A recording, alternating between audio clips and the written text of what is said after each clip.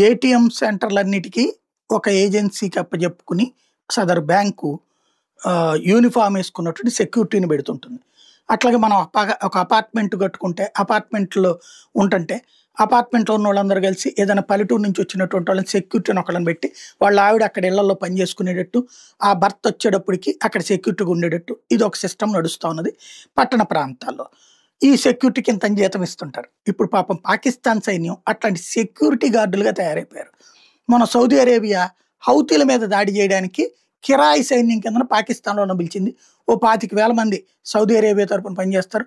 వాడు ఒక $8,000 ఇస్తే వీడో $4,000 ఆసిఫ్ మునీరును వాడి పేరేంటి ముషర్రఫ్ వాళ్ళ తమ్ముడు షాబాజ్ షరీఫ్ తినేసి వీళ్ళకి ఒక $4,000 చేతిలో పెడతారనమాట. వీళ్ళకి ఇంతకు ముందు వచ్చే 25,000, 30,000 రూపాయలతో పోల్చుకుంటే ఈ డబ్బులు ఎక్కువ. చస్తే గనక ఇంటోళ్ళని చూసుకోవడం అనేటటువంటి కాన్సెప్ట్ పెట్టుకొస్తున్నారు. అది అక్కడ ఒక 25 బ్యాచ్ వెళ్ళారు 25,000 మంది. ఇప్పుడు గాజాలో బ్రిటన్ సైన్యాన్ని వెళ్ళమని చెప్పింది కదా అమెరికా.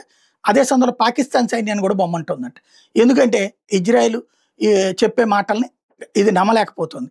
వీళ్ళు అకస్మాత్తుగా మళ్ళీ నిన్న కూడా కాల్పులు జరిపారు. ఎవరు ఈ తీవ్రవాదులు. వాళ్ళు కాల్పులు జరపగానే వీళ్ళు ఏం చేస్తున్నారు, ఇజ్రాయెల్ వాళ్ళు అంటే హమాస్ తీవ్రవాదులు కాల్పులు జరపడం, ఇజ్రాయెల్ వాళ్ళు వెళ్ళి మొత్తం యుద్ధ విమానాలతో దాడి చేసి పడేస్తున్నారు.